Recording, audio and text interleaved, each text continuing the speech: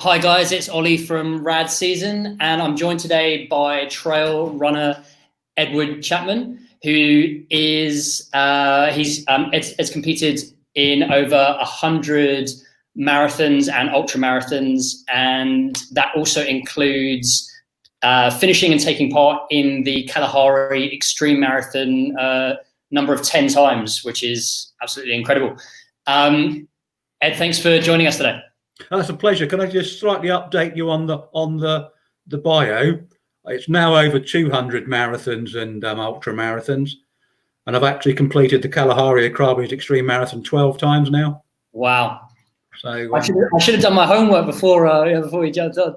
That's I should have updated my bio on your website. That's incredible. And whereabouts are you at the moment? I'm at home in Cornwall. I'm the southwest of England, right down at the pointy part. I'm about 15 miles away from Land's End, sort of the furthest you can go. Right. And how's everything going at the moment? Have you been able to get out and go running? And so it's a really weird world. I can go out running. I've given up using a car, so there's a climate change thing, so I rely on public transport. Mm-hmm. And of course, now they're saying don't use public transport. So I'm tending to do exactly the same run almost every single day. Whereas normally in the old days, I'd drive out to the coast and do a run on the coast somewhere, or I'd get a bus and run back. Yeah, now I'm just running from the house and running back to the house. So it's roughly the same bit of territory all the time. Okay. And what sort of distances are you doing? How far is that? At the moment, I'm not doing very much. I've decided to concentrate on stuff I don't normally do. So something called speed work, whatever that is. And I thought, I can't go and, I love to go and run on Dartmoor and do long runs there, or run on Bodmin Moor. I can't do that. So I thought, well, do something a bit different. So I'm kind of concentrating on shorter runs. Trying to get my speed going a bit. Just doing different things while I've got the opportunity. That's great. And you started from what I know, you started running fairly late. Is that right? Yeah, I started when I was 40. Before that, I was kind of fat, unfit, had health problems, and my doctor said, get some exercise or you won't see your kids grow up. And running was about the only thing that you could do that didn't involve planning and meeting up with people. So I kind of like jogged in the woods when no one was looking. And did you find, was it just suddenly, so once your doctor said that, we thought, like, did you just start it bit by bit, and you kind of, like, how did it begin with trail running and then deciding, okay, I'm going to do a marathon now? And when I was first started, that would have been way back in I'm 65 now, so 25 years ago, there wasn't trail running. It was all road running. Right. So I entered a road race, the Hastings 10K, and then I did more and more and more. And then I thought, well, I'll read a book about it to see if what I'm doing is right or wrong. And then I read the word marathon in there, and I'd only done a 10K by then. And I thought, do you know what? I can do that. And I followed a marathon training plan, and I was going to do the Boston Marathon in America to raise money for charity. But I was really worried that I wouldn't finish, and I was, intended raising a lot of money. So I sneaked in, and in September I did the New Forest Marathon in England, just so I knew I could do it. Then I did the fundraising, and did the centenary Boston Marathon. That's amazing. And after Boston, was that sort of something that you thought, okay, right, this is for me? No, actually, that was going to be my last marathon, and I got almost in a way put off because I felt really good having done like another marathon within 6 months. But there were a couple of guys on the plane. I went out with a group. There were a couple of guys on the plane. They were coming back to do the London Marathon, which is a week after Boston. Well, actually 6 days after Boston. So they were doing like a marathon, 2 marathons in 6 days. I thought, whoa, they're weird. And then I got really depressed after Boston, and I realized that I hadn't got a goal. So I then started doing more marathons, And then I kind of thought about those guys, and I thought, you know what? And I heard about this thing. You could do a thing called the treble. You could do Beachy Head on Saturday, Snowdon on Sunday, and the Dublin Marathon on Monday, which was a bank holiday. They've changed the dates now, so you can't do it. And I thought 3 marathons in a weekend, awesome. So I went and did that. And it all started snowballing from there. And then someone told me about the Comrades Marathon in South Africa, which is 56 miles. And I thought, yeah, I can do that. I almost couldn't, and then I became hooked on the Comrades. And I don't know if you know anything about the Comrades Marathon in South Africa. It's an institution over there. It's so important in South African history that Nelson Mandela, on his inaugural speech, mentioned the Comrades Marathon. It's that important to them. So I went and did the Comrades Marathon quite a few times, and then all of a sudden I discovered trail running, and I haven't been back road running since. Amazing. And when was the first time that you did the Comrades? 1999. Okay. Yeah. And was it still the same sort of same crowds, or has it grown since, you know? That was just the start of it getting big. I think there was about 12,000 people when I first ran it. Okay. So it was big, but it wasn't. I think now it's about 18,000. But it is just, to me, it's still the best road race in the world, because it's got, you know, there's a lot of legend around it, a lot of stories, a lot of drama. And, you know, it's the oldest ultramarathon in the world. So, and the supporters, everyone in South Africa knows someone that's run the Comrades. So the supporters all know about running. So when they say something, it's not like you get here when you're running to London, someone said, "Oh, you're doing really well." They haven't got a full idea of it. They know. And they are so generous. If you're in trouble, they will run with you.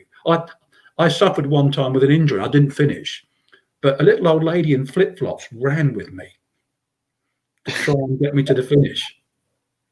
So I tell everyone, you know, that's one of the races you really must go and experience. Unfortunately, it's been cancelled this year, but yeah. And I mean, was it so after the Comrades, where did you then go from there? So then you discovered the Kalahari, and no, I went and did the Two Oceans Marathon in Cape Town. Mm-hmm. And I bumped into the organisers of a race called the Addo Trail Run, which is in an elephant park in South Africa. So, and they said, come and do that run. And I met them a few months later when they came over to England to do a multi-day race in England, which no longer exists. It was called the Marathon of Britain.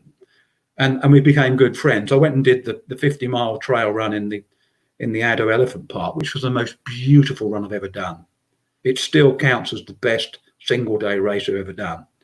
And then they said, "Oh, you must come and do the one in the Kalahari." So I met them sort of April 2006. Okay. October 2007, I was running through the Kalahari Desert. And it was just fantastic. I loved it. And that's, I guess, quite a bit smaller in terms of number of runners in comparison to Marathon des Sables. Is that right? Yeah, Marathon des Sables are now getting over 1,000 entrants. Mm-hmm. The Kalahari is limited to 100 because it goes through a very sensitive environmental area, and they've never got to the 100 yet. I think the most they've had is 75 people.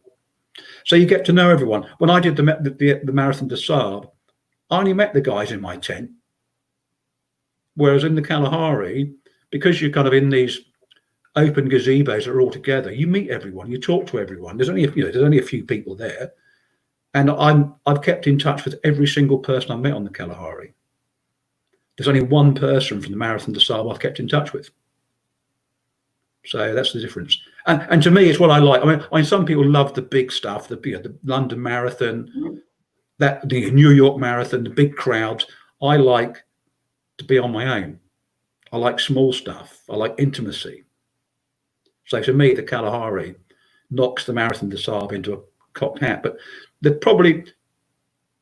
Kalahari is probably a little bit tougher. But I think, for people that want to do that big adventure thing and and brag down the pub and stuff, yeah, the MDS is probably it. If you want to have a really nice experience, enjoy nature, enjoy being with some really nice people, then go and do the Kalahari or some of the other races that are about. There are lots of other races about. And were there any moments from the Kalahari over the years that have stood out? I think every year there's a kind of special moment. Yeah, I mean, the first one I can remember, day one, I almost didn't finish. That was a bit special. And then when I finished, that was really special. And other times, it's been the people that have made it. One year, I was asked to help a guy to finish because he tried the year 2 years before and failed. He was a very good runner, but he wasn't a very good multi-day runner. Right. And the organizer said, well, look, there's a special story behind it, but they said, would you get him to the finish? And when we crossed the finish line together, that was just magic, because he was so chuffed with himself. And then last year, there was a Canadian lady who I'd met in Spain, actually, and persuaded her to do the event. She had really badly blistered feet. And I spent the long day with her. There's one day which is about 45 miles, and it means you're going to do some of it in the night. Well, because she was so slow and so much pain, we did an awful lot in the night. And it's the first time ever I've been actually out on the course when the sun rose. But wow. It was magical to be with her, and we laughed about, and she was great because she was in so much pain, but she just kept going. And you forge a friendship there that's going to last forever. So yeah. And how did how did that all begin between training? Was that something that you would just work up to, from doing marathons to then doing ultra marathons on the road, and then the multi-day? I mean, that's quite yeah. I kind of worked up from marathons, and actually ultra marathons are just marathons but going slower, really, aren't they? And eating more. Yeah. There is a special thing to multi-day race which was different from continuous ultras, because you've got to go the next day. So you can leave everything out there on a marathon or on an ultra. On a multi-day, you've got to have enough in the tank to go the following day. And would you say that the mind would definitely play into it more? I mean, every time I start, there's people on the start line fitter than me, younger than me, better trained than I am, got better kit than I've got. I know I'm going to finish because I've got my strong mind. They haven't perhaps got that strong mind, and mind is much. But it is also not going out too fast, because it's no good doing well on day one and then crawling on day two and dying on day three. You want to do it so that when you cross the finish line, that on the last day, that's when your last drop of energy is used up. You can't do that on day 1 or 2 or 3, because if you try and take the desert on in the heat, you're always, if you cross that line between being okay and not being okay, you're then always on the back foot, always fighting, always trying to catch up. So it's a question of pacing, and just the first day you hardly do anything, and then gradually as the week goes on, you try a bit harder and a bit harder and a bit harder, until when you cross that finish line, whoop, and it doesn't matter then because you finished. Yeah. And how big a part does nutrition play? Because you're a vegan, aren't you? I'm vegan, yeah. Well, actually, I was vegetarian when I first started doing the race in the Kalahari, and I've been vegan for about half of them. And okay. My times are about the same, but as you consider I'm older for the second half, I think that being a vegan's helped. And nutrition's important in that you've got to have enough fuel to keep you going. Mm-hmm. It doesn't need to be that brilliant. I mean, I use pot noodles. I just take them out of the pot, crunch them all up and stick them in a bag, and then bung some, some people are spending sort of, £7 or £8 on a dehydrated meal. I'm spending 50p. But it's getting the calories in that's important. It's getting the stuff in that you can use quickly and easily. Mhm. You don't need to worry too much about your fruit and veg because you can't carry it. But there's my telephone going.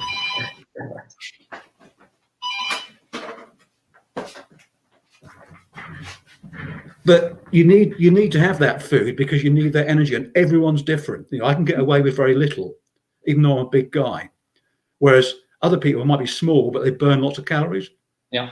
I can do it on 2,000 calories a day. Other people might need 3,000.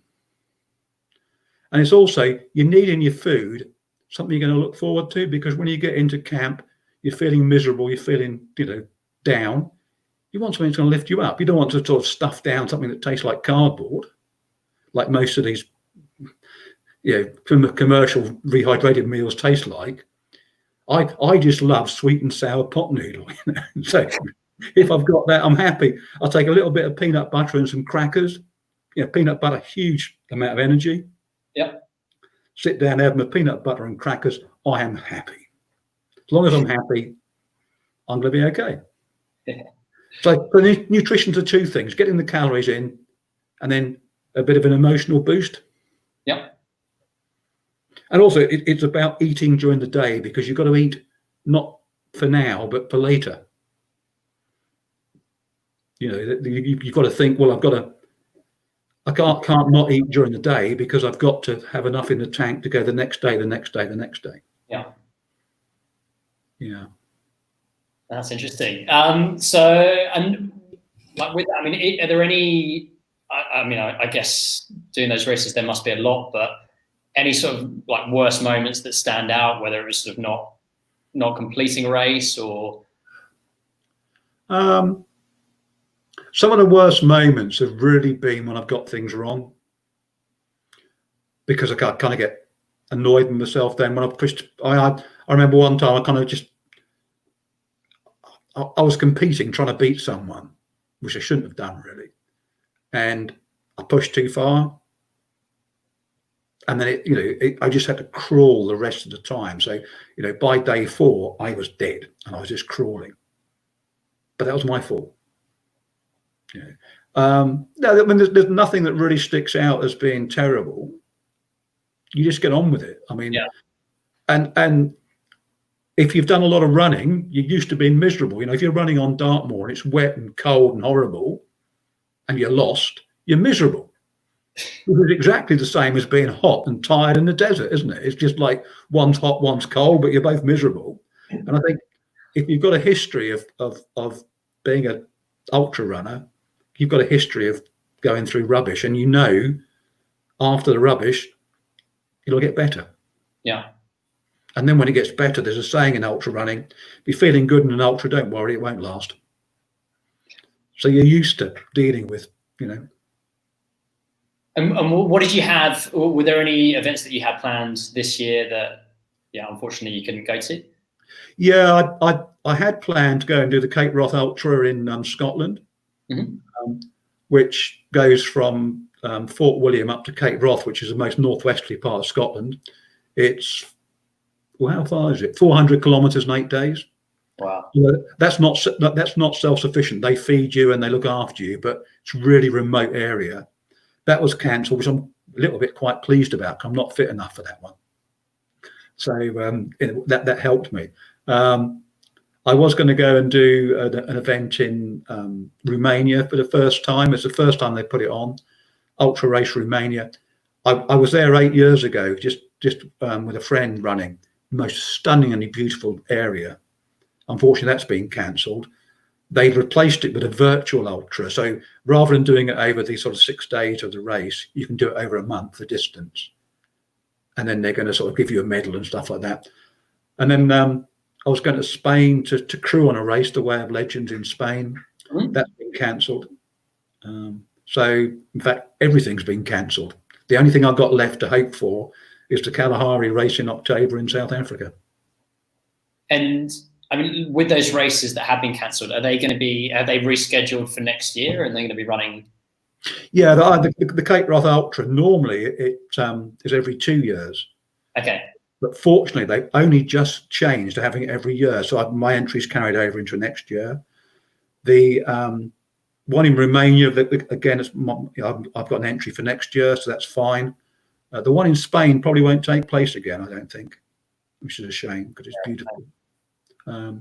Yeah, so most of them have been carried over to the following year.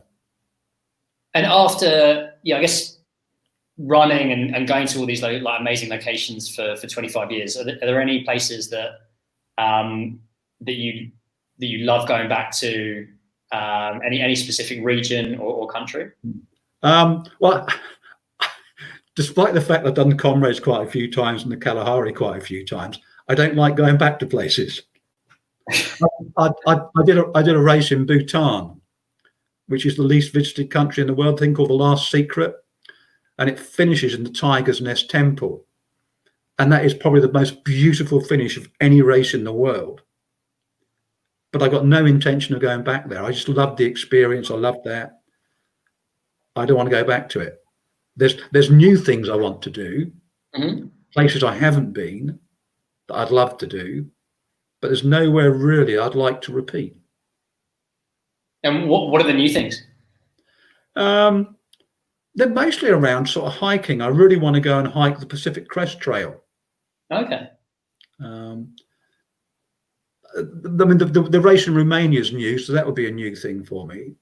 I want to go and do some running in New Zealand. There's a small race there called the Kepler Challenge, which has got a mystique about it. I really want to go and do that.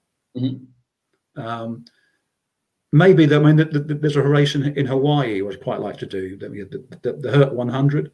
Not sure I'm good enough for that, but I'd love to have a go at that. And when you go to all these places, do you spend some time before the race? Like, would you get there early and sort of prepare, and then spend a bit of time after it as well, or are you kind of you do? I mean, previously when I've been working, I've had to and I've had a family. I've had to keep it short. Although I've taken my family over to the Kalahari, so I've had a bit more time there. Sometimes I get a few days to look around, but most of the time, if it's a multi-day race, you've got to be there a few days beforehand for the kit check and all that sort of stuff. You've got to be a few days afterwards for the award ceremony and just to recover before you get on the plane. So it's a huge chunk of time. So generally speaking, I just arrive at the last moment and leave as soon as I can. So in Bhutan, except for running through the countryside, we didn't see much of it. Although we did see a lot of it because we covered a lot of distance in 5 days, and it was beautiful. That's amazing. And between, I guess, finishing one of these races to then planning for the next one, what sort of time do you give yourself to recover and then train? In a way, it depends on what I've booked up to do. Because ideally, you want a lot of time in between one race and the next one, because it takes a lot of time it takes a lot longer to recover from a multi-day race than it does anything else. Because your body's really, especially in the heat, your body's taken a lot of punishment. But if I book something up, say, 2 months afterwards, then I won't try so hard on the first one. Yeah. So ideally, you want them 6 months apart at least. Okay. But you know what runners are like. We're addicted to stuff. We do crazy things like, when that time I did three marathons in a weekend. I've also done a 50 miler and then driven halfway across England to go and do a marathon the following day. Because, was that the craziest thing, you reckon, the weekend? No, the craziest thing I've ever done, I did last month. There was a virtual race. It was a virtual 10K. And for some stupid reason, I can't explain why, I decided to do it running around this chair I'm sitting in. Are you kidding? I thought, lockdown, all that sort of stuff. I'll stay in. I did 1,763 laps of my chair. Have you got this recorded? Is this on video anywhere? No, unfortunately not. What was interesting was I started off carrying my phone with Strava on it. And of course, it doesn't record much, so I put the phone down. and left my phone on my desk. When I picked it up at the end of the run, I'd been about half a mile away. So the signal obviously sort of gets distorted. But yeah, I kind of practiced beforehand and worked out that to not get too dizzy, I should do 10 laps one way and then 10 laps the other way. And that seemed okay when I did it on the practice. But when I got to about lap 200, I kind of found that it was better just to keep going in the same direction. Your body got used to it. Yeah.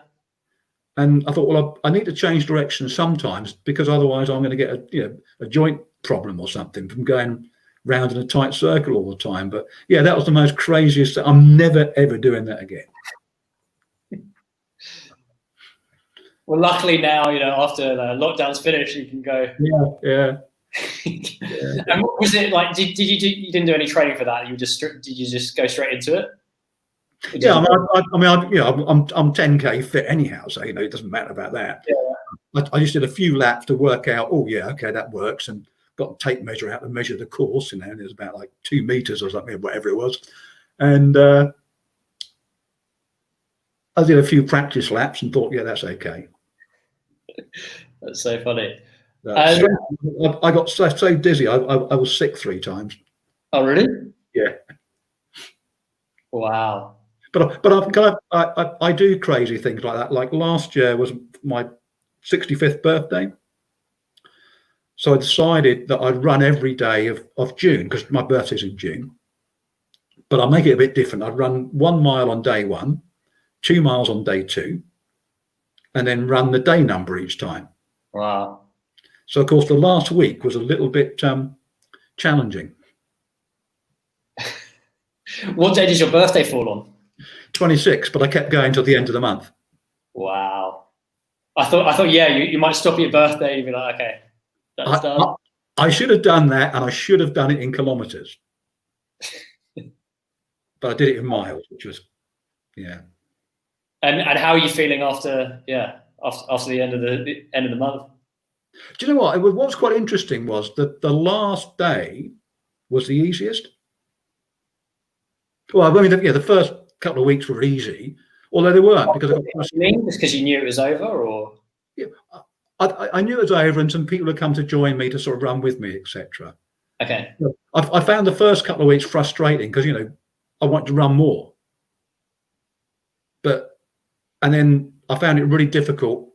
Say the penultimate day and the one before that, well, anti-penultimate it's called, isn't it? But the last day, I think because I knew it was all over, my friends had come out and support me. I was raising money for some charity. The guys from the charity had come to see me at the end. It was kind of like, but in the middle of the thing, I was on my own. So it was just me going out there and just running. And I ran virtually the same route almost every day, because I'd run from my house to the coastal path, turn left one day and turn right the next day. And then run a bit and turn back again. Yeah. Yeah. So yeah, that's that. But I think for me, I like just doing things for myself. Whereas I know other people like the razzmatazz of the medal and the finish and the paint, all that sort of stuff.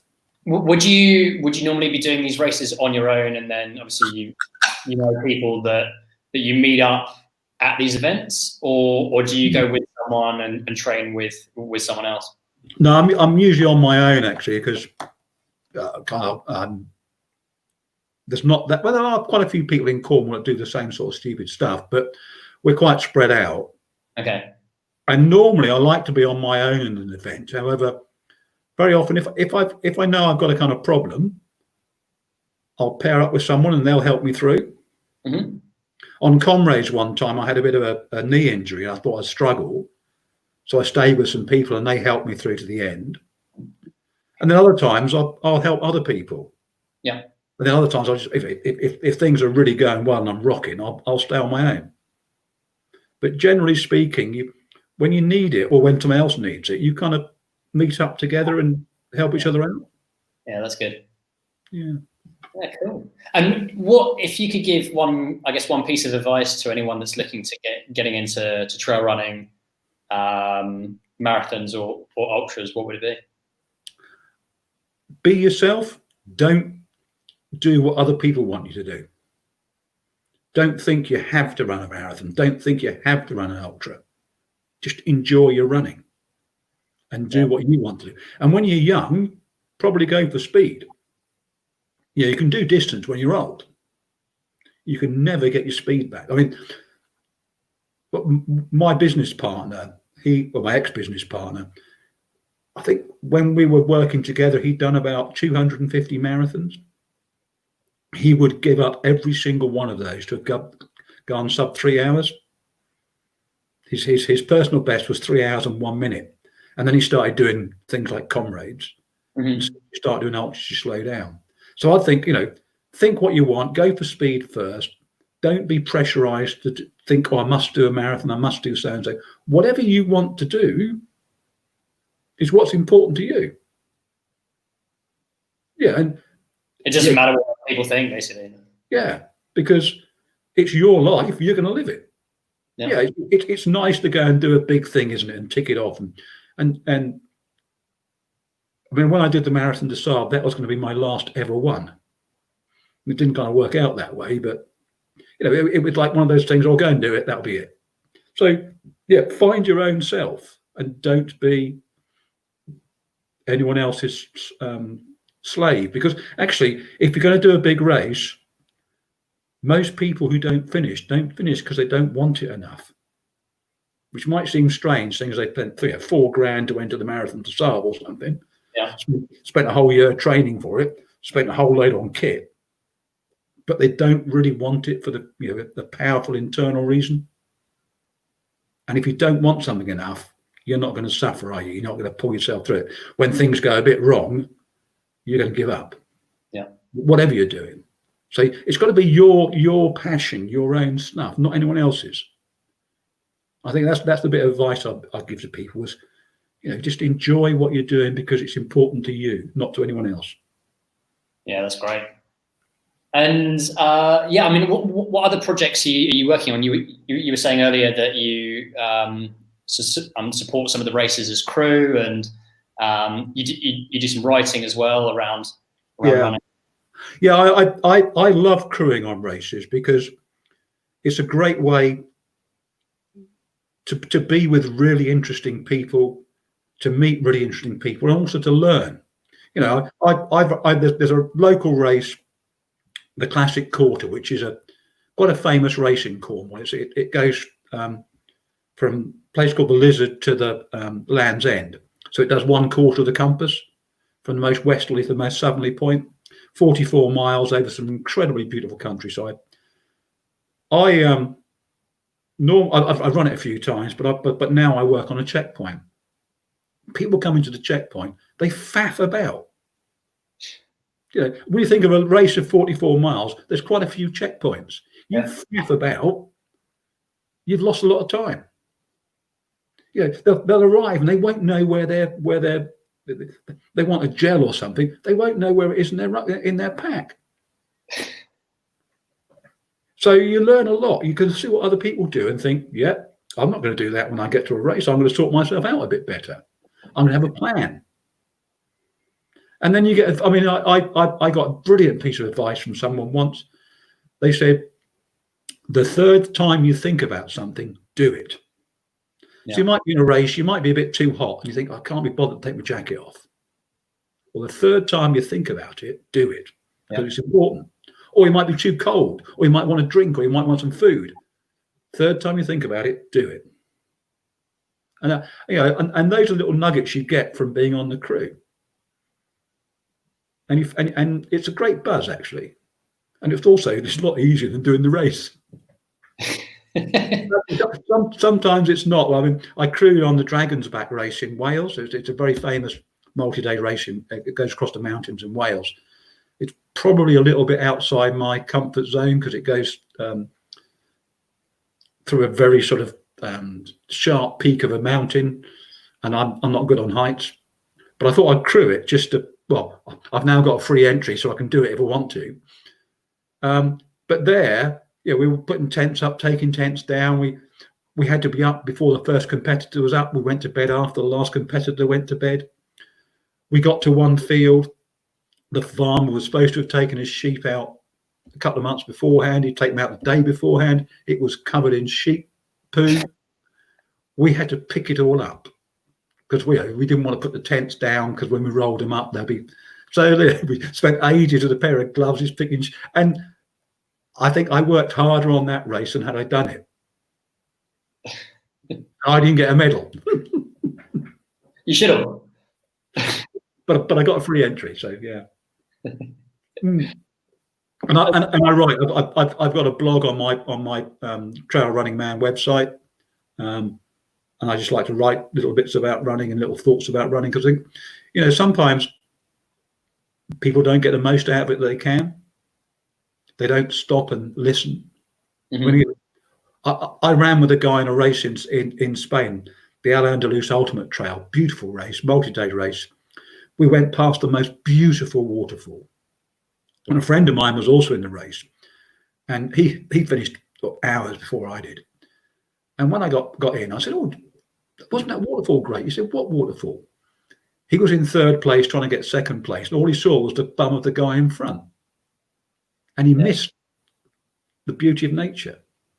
And so when I write in my blog, it's about, sounds, smells, sights. Taking it all in, right? Instead of just... having the whole experience. And I think that's what makes trail running different from road running. Mm-hmm. I mean, if you there's a book, Skyrunner, Emily Frosberg. Okay, yeah. It is beautiful because although she's a top athlete, she's sponsored by Salomon, she wins stuff. She says if she ever stops loving her running, she's going to give it up. Yeah, the racing. Then you just and she talks about and her partner Kilian Jornet. You might have heard of him. He's a very good mountain runner. He will stop and look at the view in a race. What's the point in spending loads of money to go places if you don't see them? Yeah, don't experience them. And I learned that lesson actually in 2008 at the Kalahari. A lady called Kim Van Ketz was doing it for the first time, and she asked me if she could go with me because she was a bit nervous. So we were going along, and we were going down by the river, because the Orange River goes through the Kalahari. So it's really weird. You've got this desert, and then all of a sudden there's this green because the river goes through there. And she said, "Let's go for a swim." And I thought, we're in a race. I thought, well, we're not going to win, Got a good chance of coming last. We might as well come even more last. So we went for a swim, and that taught me that a really important lesson that, unless you're going to win, enjoy it. Yeah, live in the moment. And yeah. And where else can you go swimming in a beautiful river with a beautiful woman and just enjoy life? Kim, incidentally, then a few years later, she's got a book called Run the Beloved Country, because she did a journey around the whole border of South Africa, running, cycling and canoeing. Okay. Wow. Which was quite amazing. Yeah, and that's what I like about multi-day events. You get a chance to talk to people and find out what their story is. I mean, her story developed afterwards, but some of them have got a story beforehand, and you meet them and you find things that you wouldn't know about even in a marathon. You don't talk that much, do you? No. And at the end, you go home. Yeah, we might have a few beers, but then you go home. But you multi-day race, you're sitting there in the evening having a chat. What else are you going to do but chat and find out about people? And all sorts of different characters as well, right? From people, people coming from all over the world to take part. And they've got different motivations as well, and different backgrounds. And so they're from the Philippines, from Brazil, from Singapore. Yeah, I know probably more people in Singapore than I know in Cornwall. That's not quite true, but I do know a lot of people in Singapore because I met them at races. Yeah. And when I went over there a couple of years ago, I had a fantastic time. They've got a beautiful race over there called the 50-hour non-stop run. You don't run for 50 hours. The course is open for 50 hours. Right. And it's laps around a reservoir, but you can turn up, do a few laps, go home, come back and do a few more laps. And what it means is that people have got family commitments, or maybe need to go to church, or need to go to work, can fit running the race. You can dip in and out. You dip in and out, yeah. And you do 3 laps. I think it's 11K. You get a medal. You do enough to do a half marathon, you get a medal. You do a marathon, you get a medal. And then you do the ultra, you get a medal. And I think you get another medal for doing the whole lot. So you get 5 medals in one race. It's pretty good. Yeah. Nice. And what's the best way of someone, if people wanted to get hold of you? Would that be through your website, or? If they look at my website, which is www.trailrunningman.com, or they can email me at edward@trailrunningman.com, or they can find me on Twitter at @trail_ed. And yeah, always happy to talk about running. And I think what I love about running, it's such a massive community. Park run, what a fantastic thing that is. It's got loads of people running, loads of people interested in running. And then you got all the way up to the guys doing 200 milers nowadays. Yeah. When I first started running, there were no 100-mile races in the UK. Now you've got one a weekend almost, and then people are doing 200 milers and more. It's just exploded, isn't it? It's great. And then it's something that you can do. Yeah, you can do on your own with friends, family. Just take it as far as you want, really. Yeah. And it's got so many different facets. And where else can you? Oh, it's my one claim to fame. Where else can you run in the same race as the elite? I mean, you couldn't play tennis in the same match as Roger Federer, could you? But you can do the London Marathon, which all the greats have won. You're on the same race. And I was once in the same race as Steve. Have you heard of a guy called Steve Cram? Mm-hmm. Guy called Steve Cram? Yeah. Yeah. I was once in the same race as him, and I beat him. Comrades Marathon, 1999, my very first one. I finished 7 minutes ahead of him. So where else can you beat an Olympic athlete? That's amazing. Yeah. Cool. I mean, if you do any marathon, Berlin, New York, whatever, you're doing the same race as the elites. You'll never play at Wimbledon in the same tournament. You'll never play football at Arsenal. But in running, you can run in the same race as the elites. And that's what's great about it. I mean, it's inclusive. So yeah. Yeah. Yeah.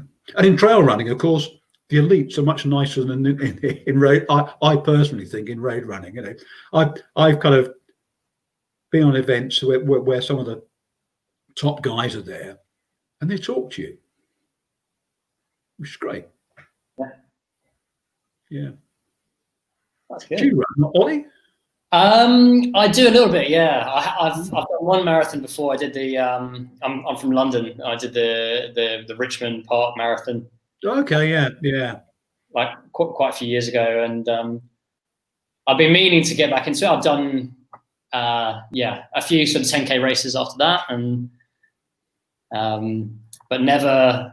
Yeah, it took me so long to recover. I think I didn't train properly, and and I think that's the thing, isn't it? That you've got to, if you haven't trained enough, you've got to adjust your expectations. Yeah, and I just going too fast, and ended up just. There's some beautiful running in Portugal where you are, though. There's some beautiful running in Portugal where you are. Yeah, there's some. So we're close to a place called Sintra, and there's loads of amazing sort of trails around there. Just Lisbon. It's got some incredible mountain biking and some fantastic sort of runs, and it's almost like what you were saying. Every weekend they're doing something. Yeah. So excellent stuff. Yeah. Well, thanks, Edward. It's been great chatting to you. Been a pleasure. Look forward to finding out more about hopefully with the race goes on in October in the Kalahari and I'm desperately hoping that's the one thing left in my calendar, because otherwise I'm just going to have to think of some stupid crazy idea. You'll be running around your chair again, maybe. No, I'm never doing that again. That was a one-off. Definitely a one-off. Right. Thanks, Edward. Thanks very much.